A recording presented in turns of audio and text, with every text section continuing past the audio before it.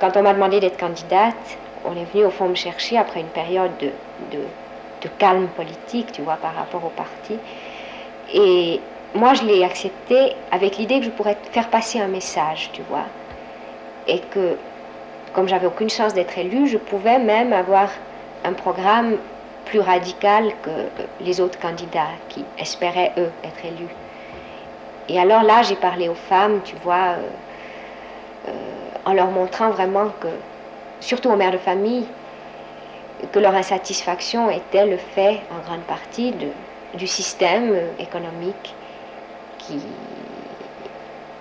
qui a pour critère le profit immédiat. Si bien que le travail d'une mère de famille, qui a peut-être 70 ou 80 heures de travail par semaine, on ne le prend pas en considération.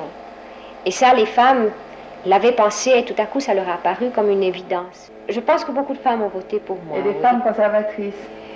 Des femmes conservatrices aussi. Disons, je pense que la plupart des femmes n'étaient pas encore politisées. Elles sont très rares, au fond, celles qui se sont préoccupées de... Elles ne le sont toujours pas, d'ailleurs, puisqu'il y a 10 jours. C'est ça. Mais enfin, disons qu'il y a quelques femmes plus cultivées qui s'intéressaient à la politique depuis longtemps.